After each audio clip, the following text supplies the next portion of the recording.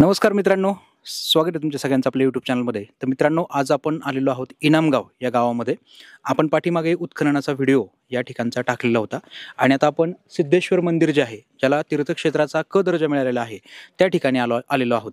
तर अनेक गावकरी जे आहेत या ठिकाणी उपस्थित आहेत आणि आपण इलेक्शन 2024 जे लागलेलं आहे त्या संदर्भामध्ये सामान्य नागरिकांच्या प्रतिक्रिया घेत आहोत. तर सर, सगळ्यात पहिलं आपलं नाव सांगा.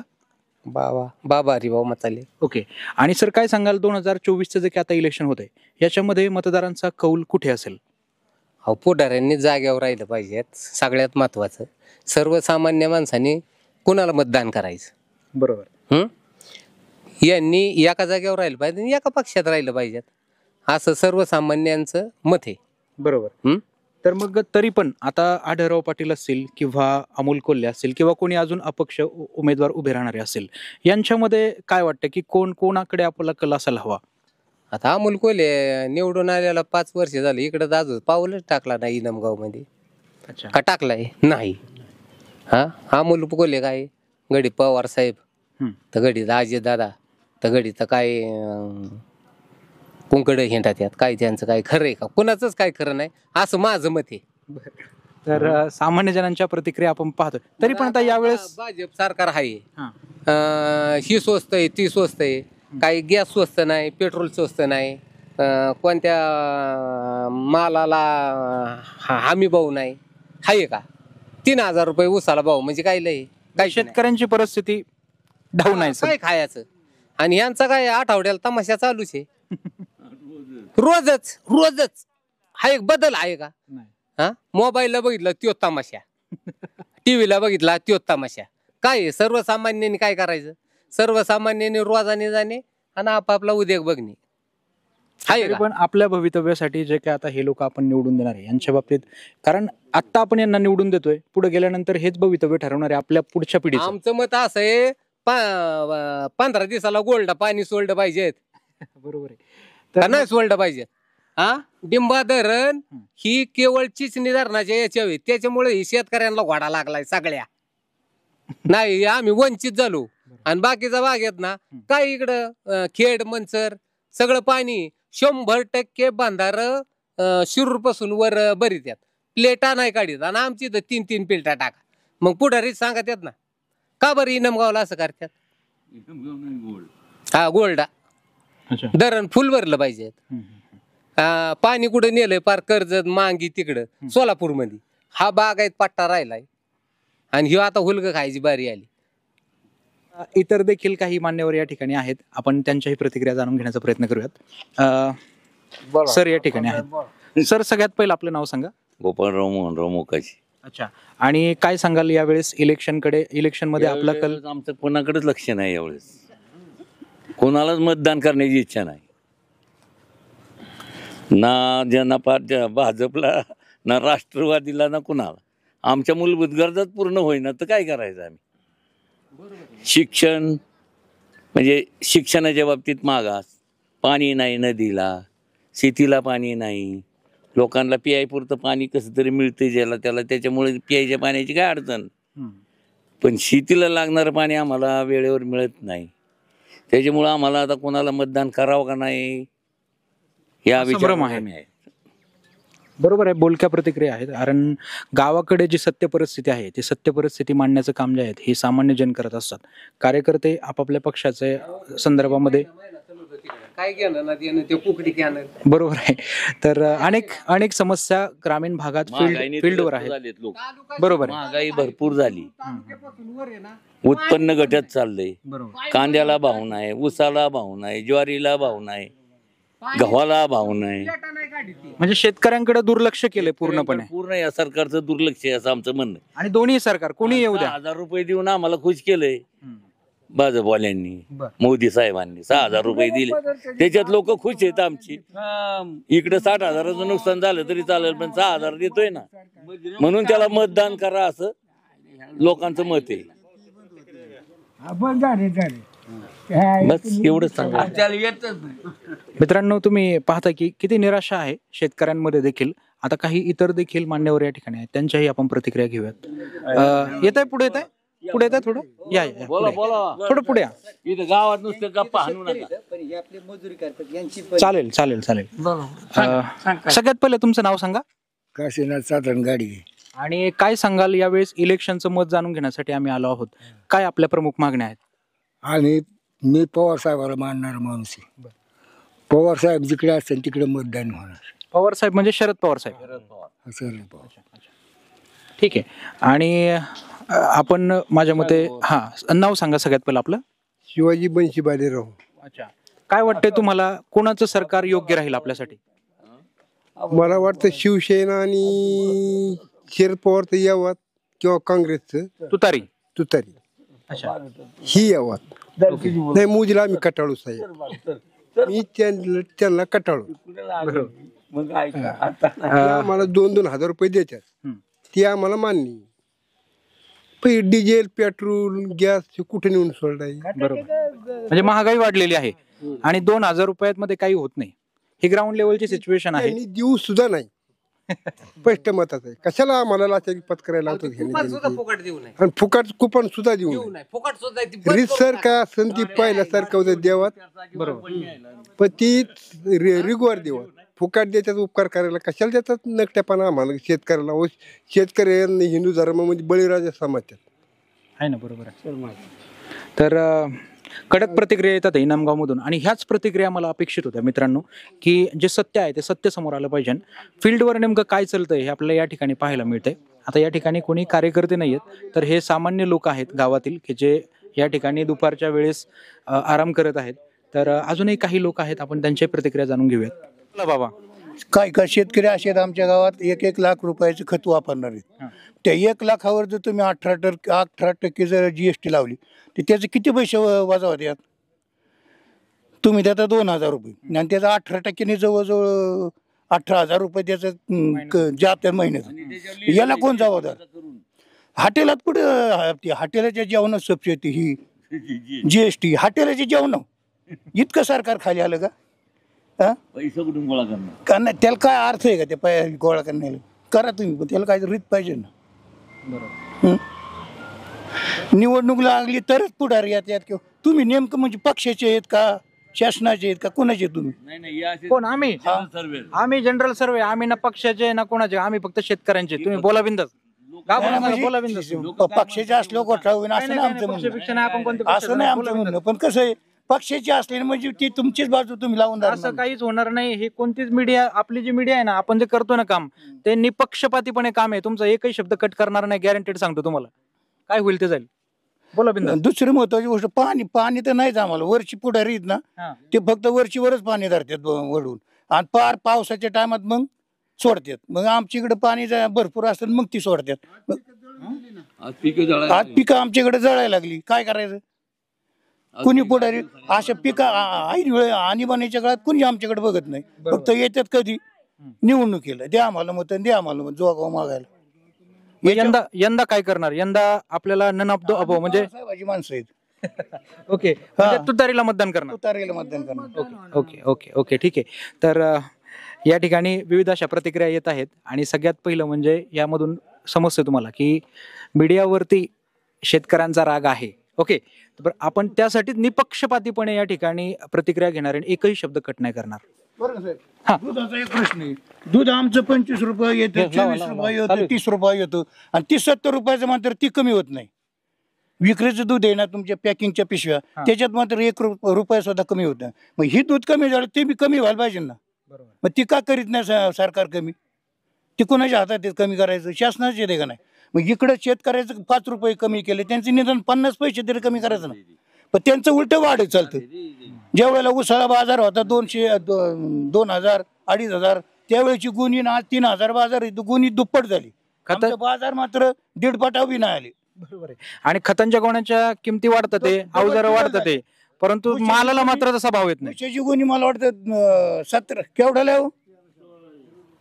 1314ला 250 रुपयाची गुणी 1314ला गेली. त्यावेळेला 250 रुपयाची गुणी होती आणि त्यावेळेला दूध 25 रुपये होतं आणि आता दूध 35 रुपये गुणी झाली 750 रुपयाला. ज्या प्रमाणात बाकीच्या गोष्टी वाढतात त्या प्रमाणात त्या मालाला पण शेतीच्या माल वाढायला पाहिजे. वाढत नाही. हा, आणि उत्पादन खर्चावर बाजार तर अजिबात मिळत नाही. ज्या वेळेला काँग्रेसचं सरकार होतं त्यावेळेला भाजपच्या शासनाने तिकडं कापूस याच्याबद्दल त्यांनी उठाव केला की कापसाला बाजार वाढलं पाहिजे. आणि आता यांच्याकडे जे सरकार आलं तर कापसाला बाजार नाही, त्या तुरीला नाही, कशालाच नाही, बस हरे हरे करीत. बापरे. तर अशा पद्धतीच्या प्रतिक्रिया तुम्ही पाहताय मित्रांनो. आणि अजून काही लोक आहेत का आपण पाहूयात.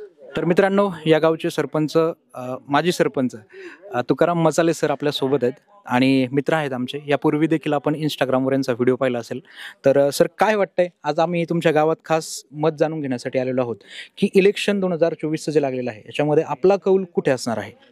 मुळात काय झालेलं आहे, भारतीय जनता पार्टी, शिवसेना, राष्ट्रवादी आणि काँग्रेस आणि शरद पवार गट हे आता निवडणुकीला समोरासमोर गट आहेत.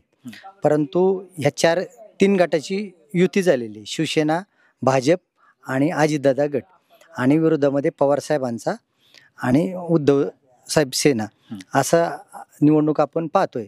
परंतु परिस्थिती अशी की उच्च स्तरावर जर काम पाहिलं, मोदीजींचं काम अतिशय चांगलं आहे. परंतु ग्राउंड लेवलला जर विचार केला, शेतीच्या बाबतीमध्ये सरकारच्या बाबतीत अनास्था आहे, प्रचंड अनास्था आहे. आपण पाहतो मोठमोठ्याने प्रकल्प झालेत, रस्ते झाले, अनेक योजना राबवल्या गेल्यात. परंतु जे जीवनावश्यक आहे, शेतीमाल, आपण शेतकऱ्यांना जर तुम्ही जर विचार केला, कुठल्या शेतीमालाला बाजारभाव नाही. त्यामध्ये ऊस, कांदा, हमीभाव तर हमीभाव आहेत परंतु ते कमी आहेत. म्हणजे उत्पादन खर्चाच्या आधारावर बाजारभाव मिळत नाही. ऊसाला जरी 3,000 रुपये मिळाला, उत्तम. आता सध्या खर्च वाढलेला आहे. आणि ज्वारी, बाजरी, गहू, इतर जर भाजीपाल्याचा विचार केला, आता सुद्धा उन्हाळ्यामध्ये किती कडक वातावरण आहे. 5 रुपयाला मेथीची गड्डी, कोथमिरची गड्डी 5 रुपयाला आहे. म्हणजे ही परिस्थिती खूप गंभीर आहे. शेतीमालाला बाजारभाव नसल्या कारणानं शेतकरी वर्गामध्ये नाराजी आहे. परंतु जर विचार केला तर भारतीय जनता पार्टी, मोदीजींचं काम अतिशय चांगलं आहे. आम्हाला तर अपेक्षा वाटते की सरकार BJPचं यावं आणि चांगल्या पद्धतीने परत मोदी पंतप्रधान व्हावेत. परंतु होत असताना मुख्यत्वे त्यांनी शेती आणि शेतकरी यांच्याकडे लक्ष द्यावे. आणि बेरोजगारी, बेरोजगारी मुळात शेतीवर आधारित आहे ना, प्रचंड रोजगार निर्मिती होऊ शकते जर लक्ष दिलं तर. कारण शेतीमाल उत्पादनापासून तर शेतीमाल प्रक्रिया असन, शेतीमालाची विपणन असन, शेतीमालाची विक्री असन, याच्यामध्ये लाखो लोकांना रोजगार आहे. परंतु बाजारभाव नसल्या कारणाने याच्यामधील ज्या संधी आहेत ना, ते सारे बाजूला लोक झाले आणि बेरोजगारी मोठ्या प्रमाणावर वाढली असं मला वाटतं. बरोबर आहे. तसं म्हणायला गेलं तर शेतीचं, आता तुम्ही आत्ताच मेथीचं उदाहरण दिलं. मेथीची गड्डी 5 रुपयाला आहे, उद्या ती दर 10 रुपयाला झाली तर शेतकऱ्यांचं हे होईल. परंतु परत शहरी भागातील लोक ओरडतील की महागाई झाली, हे झालं, ते झालं. परंतु आपण ह्या सुद्धा बाबी लक्षात घेतल्या पाहिजे की शेतकरी हा किती तोट्यामध्ये आहे, किती सहन करून आणि एकदम मुलाप्रमाणे जीव लावून तो पिकाला वाढवतो आणि शेवटी त्याच्या मालाला कसलाही भाव भेटत नाही. तर बेरोजगारी असेल, शेतकऱ्यांचे प्रमुख मुद्दे असतील, या आधारावरती ही निवडणूक व्हायला पाहिजे. खरा विकास जो आहे तो खरा विकास या क्षेत्रामध्ये व्हायला हवा निश्चितपणे.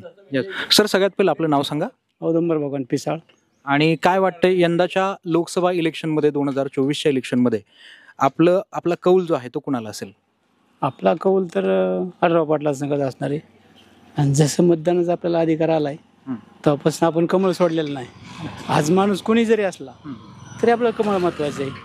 बऱ्याचशा सुविधा आपल्याला मिळाल्या आहेत आणि मिळणाऱ्या बी आहेत. रेशनिंग मिळते, फुकट पैसे मिळतात, 2,000 रुपये खातेदारास मिळतात. अजून काय पाहिजे आपल्याला? परंतु आत्ताच त्या शेतकऱ्यांनी सांगितलं, त्या बाबांनी सांगितलं की 2,000 रुपयांमध्ये तर खर्च निघत नाही कोणताही, आणि त्या बदल्यामध्ये गॅस असेल किंवा पेट्रोल असेल, डिझेल असेल, हे महाग होऊन बसले. तर याबद्दल काय बोलाल? जरी 2,000 रुपये दिलेत, पण दिले नसते तुम्ही कोणाकोणतरी व्याजाने किंवा कष्ट करून काढलेच असते ना. काय भरपूर कोणी दिलं नसते आपल्याला पैसे. परंतु महागाई मात्र वाढत आहे असं म्हणतात. तर वाढलेलीच आहे. महागाई तर कमी झाली पाहिजे. या संदर्भात आम्ही आहेत. ओके. तरी पण आपण कमळशी एकनिष्ठ आहात? हो, एकनिष्ठ आहात. ओके. सर, सगळ्यात पहिले तुमचं नाव सांगा. मी रवींद्र बाबूराव घाटगे. अच्छा, काय वाटतंय यंदा आपला कौल कुठे? यंदा आमचा कौल नेहमीच BJPच्याच पाठीमागे असतो. BJPच्या. एकंदरीत सरकारचं काम हे स्थानिक लेवलला शेतकऱ्यांच्या विषयी थोडी नाराजी आहे शेतकऱ्यांमध्ये की शेतीमालाला बाजारभाव, खताचे वाढलेल्या किमती, शेतीला पाणी वेळेवर न मिळणं, ह्या बाबतीत खरा शेतकरी नाराज आहे. परंतु जागतिक दर्जात जर पाहिलं, वरिष्ठ पातळीवर जर पाहिलं तर मोदींचं काम योग्य वाटतंय की जेणेकरून देश हिताच्या ज्या काही निर्णय त्यांनी घेतलेले आहेत, ते खरंच चांगले आहेत. की भविष्यात पुढे जो होणारा जो काही त्रास असेल, विकास असेल, त्याची आत्ताच त्यांनी नांदी चांगल्या प्रकारे सुरू केलेली. स्थानिक शेतकऱ्यांची नाराजी आहे, त्याविषयी दुमत नाही. पण स्थानिक शेतकऱ्याला पाणी, शेतीला लागणारं खत आणि शेतीला मिळणारे बाजारभाव अगदी गडाडलेले, शेतकरी त्रस्त झालेला आहे. बरोबर. ह्या बाबतीकडे फक्त शासनाने जाणीवपूर्वक लक्ष द्यावं. शेतकरी सुखी असेल, तो आतापर्यंत शेतकरी हा संपूर्ण बीजेपीच्या पाठीशी होता. परंतु चालू 1-2 वर्षामध्ये शेतीचे बाजार ढासळल्यामुळे, खताचे वाढलेले बाजार आणि वाढती महागाई याच्यामुळे शेतकरी त्रस्त झालाय. तो त्रस्त का झालाय तर त्याच्या शेतीमालाला बाजार नाही. त्याला येणारं उत्पन्न हे शेतीच्या माला उत्पन्नातूनच येत असतं. बरोबर. मग त्यामुळं शेतकरी हा त्रस्त आहे. ओके सर, सगळ्यात पहिलं आपलं नाव सांगा. मी सतीश मुरलीधर नलगे, इनामगाव.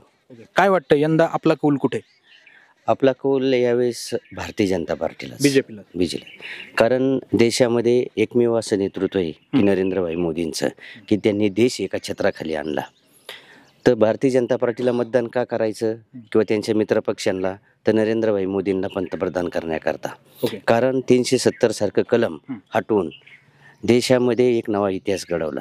500 वर्षापूर्वीचा राम मंदिराचा विषय मार्गी लावला आणि भविष्यामध्ये समान नागरी कायदा करण्याकरता आता आपण पाहतो हे रस्त्यांचं जाळं, देशभर रस्त्यांचं जाळं. आता इनामगाव सारखं एक आउटसाईडला असलेलं गाव नॅशनल हायवे भारतमाला योजनेमध्ये लोकनेते बाबूराव पाचरणे आणि नितीन गडकरी साहेबांच्या माध्यमातून नॅशनल हायवे सारखा रस्ता इनामगाव सारख्या गावातून गेला आणि असंख्य असे रस्ते झालेत. मग ज्या काही सुविधा झाल्यात देशामध्ये आणि प्रगतीपथावर देश आहे आणि देशाच्या देशभक्ती करता आणि देशासाठी कुठलीही तडजोड न करणारा पक्ष आहे, म्हणून भारतीय जनता पार्टीला आणि त्याच्या मित्र पक्षांना मतदान करायचं. पण मला एक सांगा, आता देशामध्ये बेरोजगारी सुद्धा वाढतीये, हे तर नाकारून जमणार नाही. शेतकऱ्यांच्या प्रमुख समस्या आहेत, त्या सुद्धा आपल्याला नाकारून जमणार नाहीयेत. काय वाटतंय? शेतीवर आणि त्या प्रश्नावर काम करण्याचं चांगलं धोरण सरकारने अवलंबलेले. उदाहरणार्थ FRP मध्ये ऊसाच्या संदर्भात FRP मध्ये केलेली वाढ, शेतकरी सन्मान किसान, पंतप्रधान PM किसान सारखी योजना. किंवा मला असं वाटतं की दादा आता सध्या सत्तेमध्ये आहेत, तरी सुद्धा आपल्या इकडचे जे कारखाने आहेत, सध्या कारखाना बंद आहे नावऱ्याचा. काय वाटतंय? बाकीच्या कारखान्यांना निधी दिला जातोय, पण गोडगंगा सहकारी साखर कारखान्याला मात्र तसंच ठेवलंय. याबद्दल काय बोलाल? गोडगंगा सहकारी साखर कारखान्याला कारखाना चालू करण्याकरता जे काही 45 कोटीचं भांडवल दिलं गेलं होतं, त्यांनी चुकीचा समाजामध्ये मेसेज पसरविला गेला. कारण त्यांनी जाणीवपूर्वक कारखाना बंद पाडला. त्यांच्या मनामध्ये पाप आहे हा कारखाना विकत घ्यायचा, म्हणून विद्यमान चेअरमननी आमदारांनी कारखाना जाणीवपूर्वक बंद पाडला आणि समाजामध्ये वेगळा मेसेज पसरवला.